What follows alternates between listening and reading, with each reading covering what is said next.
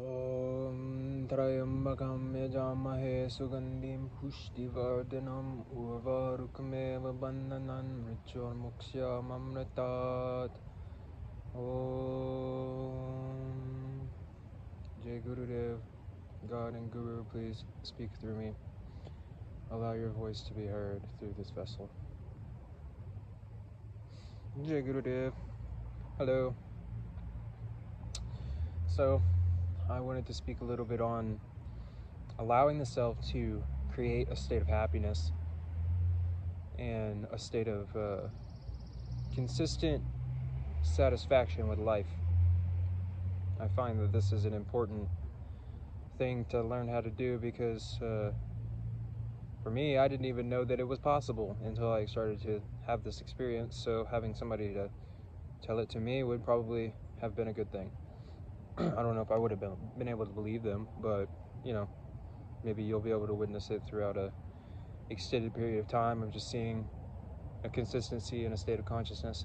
But anyways, so one of the biggest hurdles that I had when it comes down to feeling happiness was literally allowing myself to be identified as a happy person, or to allow myself to be a happy person or somebody who was joyous or any of these things, because the I guess you could call it the type of depression that I was under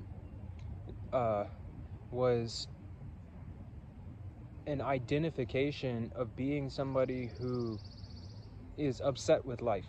And I didn't outwardly identify with this, but like I was obviously expressing it, and very much had a feeling that nothing really brought me any happiness or anything like that, you know. So throughout my journey of finding God and finding happiness, I came to shift my identity.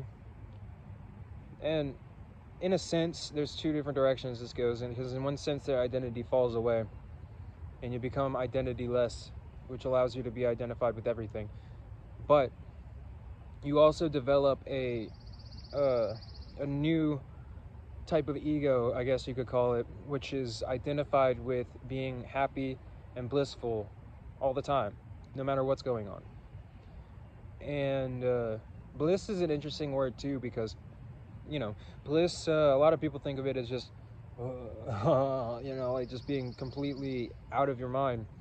But there's bliss in everything, really. Like there's bliss in just this state of consciousness, you know, like just a speaking to everything, and a sense of peace and joy inside the self.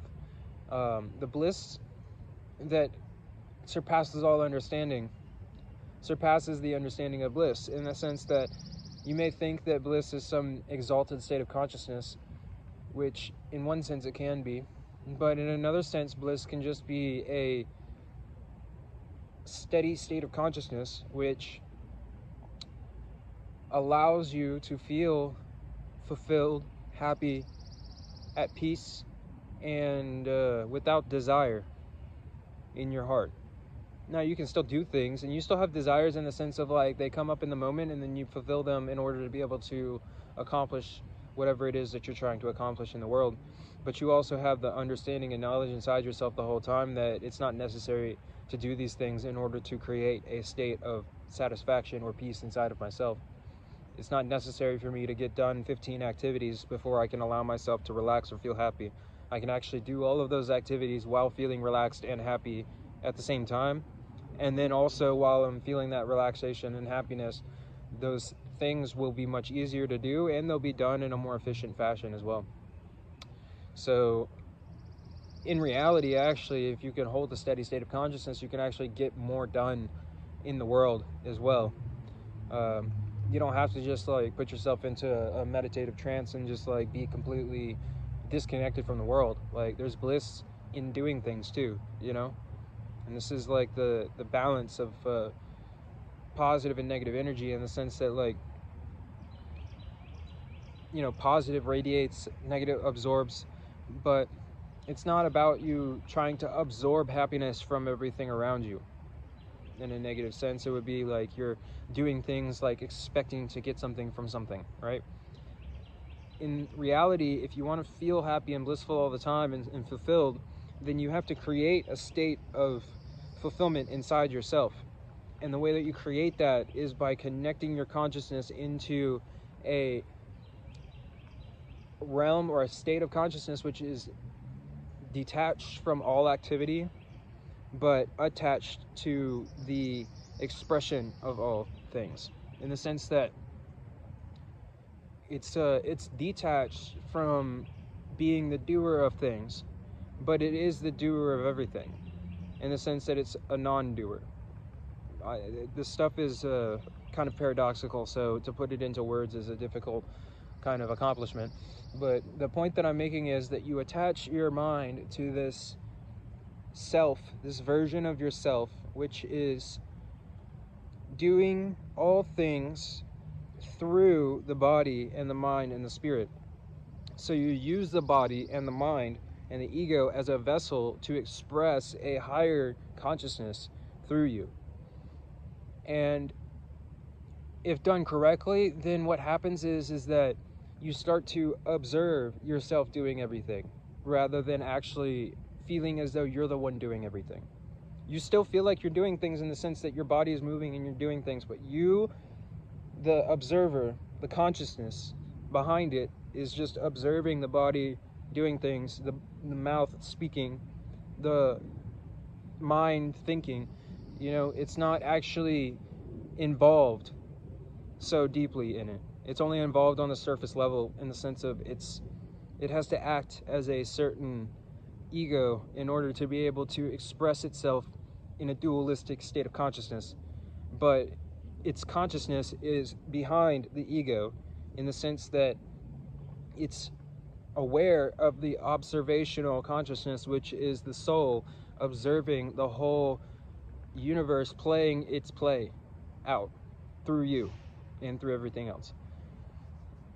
So all this will go back into creating happiness inside yourself, but I'm trying to give a basis of what this happiness really is and where it comes from, because this is not a worldly type of happiness. This isn't something that you can gain from anything in the world. You gain this from your own self. You gain this from God, in the sense that this is it's a happiness which they say surpasses all understanding. And it's not, you can't label it as happiness, nor you can label it as bliss, but you can say that it is blissful and that it is happy, even though that it contains all expressions of emotions inside of it. On an outward level, if somebody was not aware of this own state of consciousness inside themselves, then they would assume that you were just experiencing the world the same way that anybody else was. Maybe you're just a really happy person, you know? But inside, if the person has the eyes to see, then they will see that this is the expression of something beyond the body and the mind. And it is the doer of all the activities is actually the soul doing things through the body. And the ego is disidentified or detached from the action that it is performing. And then when you disidentify the mind from the doer of the action, then the suffering that is incurred from the action, it goes to the soul rather than going to you. So the soul is beyond body, mind, states of consciousness, matter, all these different things. It's like it's infinite consciousness. So if you give the karma to the soul, in these words that I use, karma, like the action that you do, if the action is identified in the soul rather than in the body, then the body and the mind don't have to express the karmic reactions of all the different things. Plus, also, if the soul is the one doing everything, then most likely it will make the decisions that are in the best interest of the person, and it will allow the karma to express itself in the most efficient way, which will lead to a positive, uplifting karma rather than a degrading karma. But even if you have to do actions which would be considered negative by some, like in the sense of in the Bhagavad Gita, how Arjuna would have to kill many of his own family members, and those actions are, not exactly like the most positive actions, in the sense that you're killing all these people. But in another sense, since his consciousness was attached to Krishna, or his consciousness was attached to God, to the soul, then it was his actions were being performed beyond the body and the mind. So his body and mind and ego did not bear the consequences of the actions in a negative sense, because God was the one who was being given all of the identity of the action in the first place. So when you basically give it all to God, then God becomes the bearer of your own karma, and he takes the sole responsibility for you as a soul. And God starts to do everything through you, through your soul.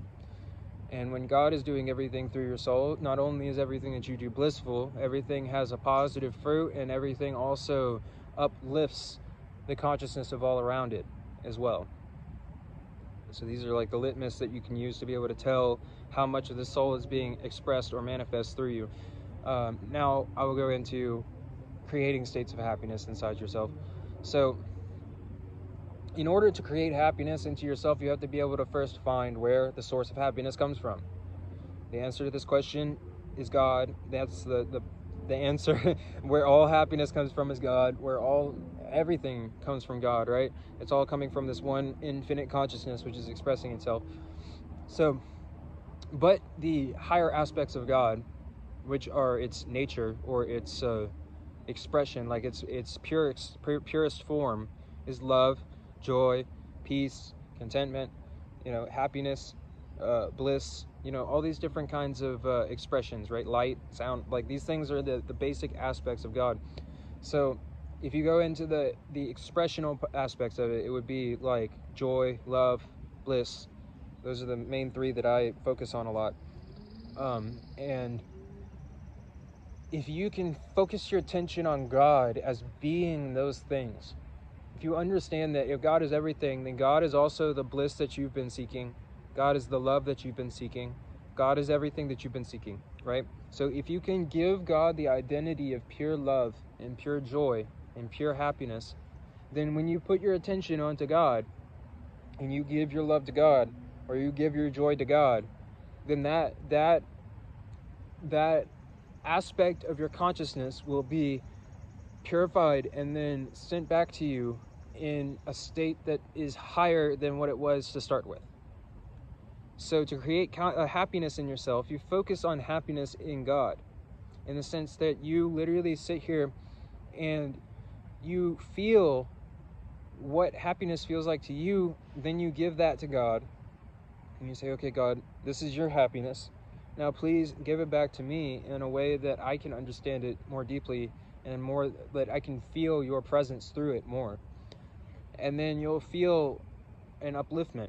There's other ways that you can also create happiness. I mean, I could show you like sitting here, but this all comes from a understanding inside the self, like inherently, of how to focus the attention on the feeling of happiness, So for me, the feeling of joy and happiness, I've felt it come so many times through certain activities like chanting or meditation or things like this, mainly chanting, and some meditation as well, like that. I've felt this as well. It comes almost every time I start to chant, though. It's like, this is why I love chanting so much. But if I just focused on that feeling that I've felt through so many times from this welling up of this love for God, then almost immediately after focusing on that, it'll dissolve all of the things that are going on in reality, and it'll bring about this sense of rising joy or peace. And I can kind of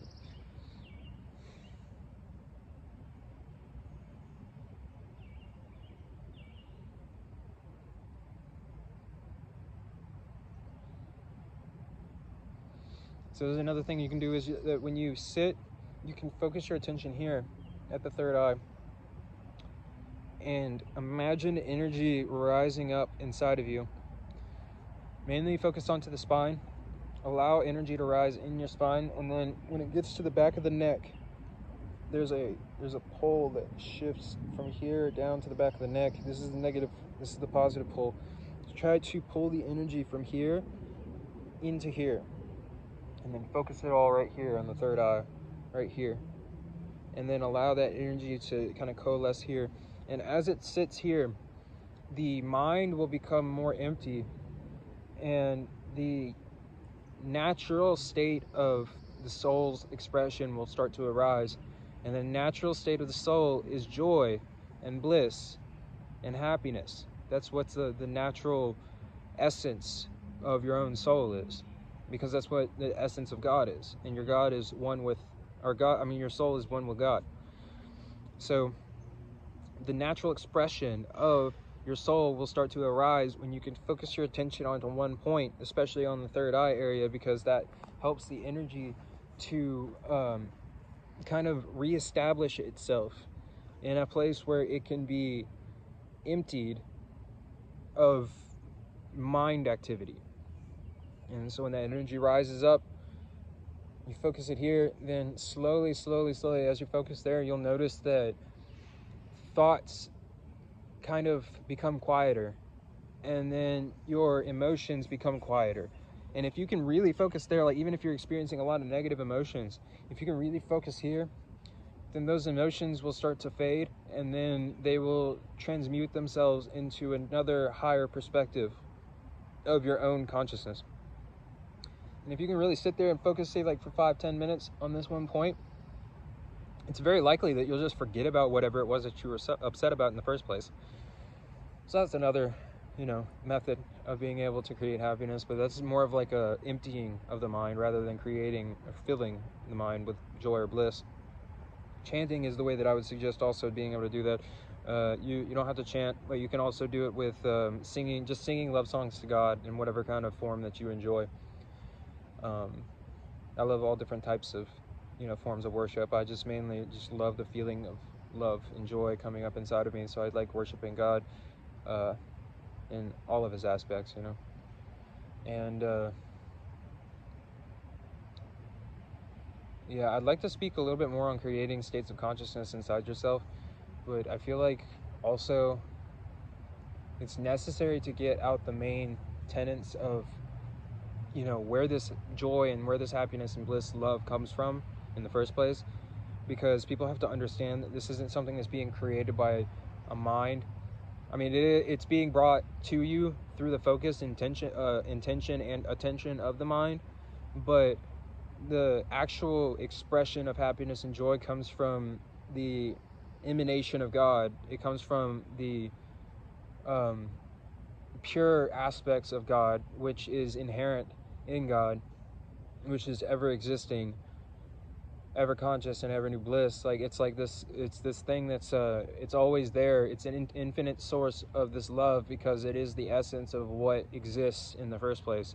And the only thing that separates you from that essence of what exists in the first place is your own ego, mind, body, spirit complex. That's the things that causes you to feel as though that you're not filled with that joy all the time, because there's this veil over your eyes or over your consciousness, which is causing you to see through this illusion of a self, which is limited by a mind, body, and a expression through a physical realm. But if you can allow the consciousness to see beyond the illusion of the self, then you can then allow yourself to experience the expression of your own true bliss and joy that comes up naturally, welling up inside of you when there's no more consciousness of self. And so basically this joy is inherent inside your own self. The only thing that's separating you from it is the thought that you are separate from that, or that you need to do something for it, or any of these things.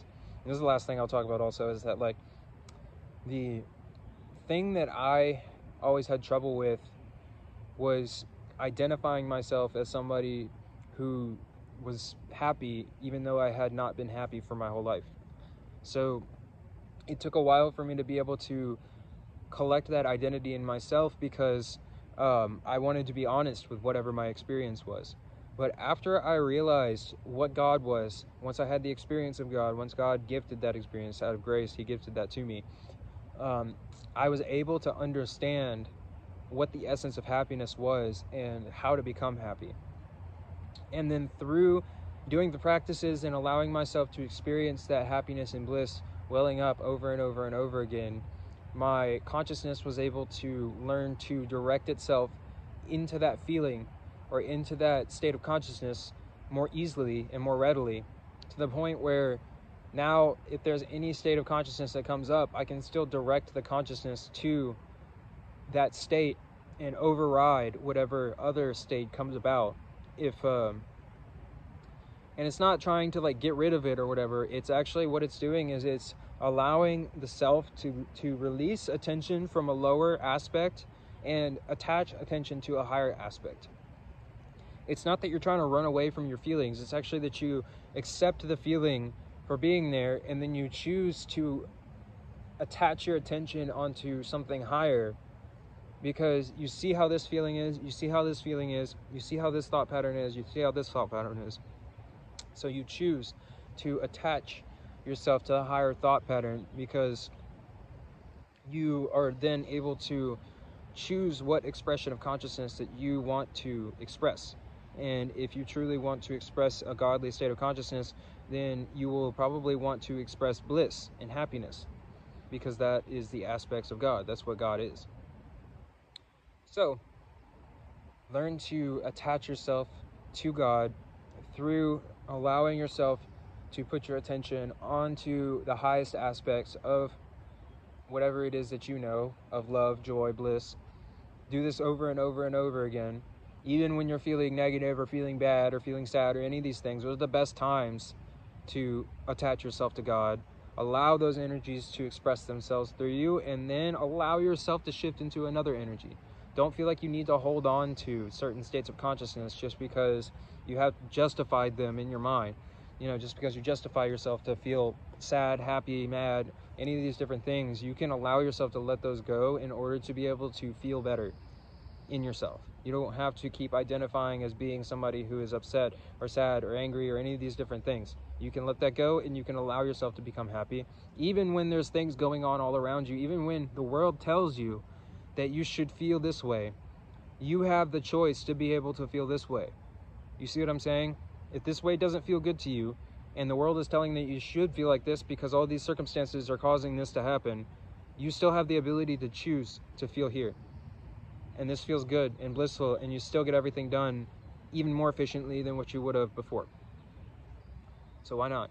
You know, like, just because your mind is so attached to, you know, attaching to certain states of consciousness based on certain stimulus that happens in the world, you got to let that go so that you can allow yourself to be able to create happiness and bliss inside yourself at any point in time, so that you're not affected by the world and you're not affected by the things that happen around you, and you can feel fulfilled, happy, joyous, and loving in yourself all the time. All right. I bow to the God in all of you. Thank you. Jai Gurudev. Blessings to everybody. Tat Sat.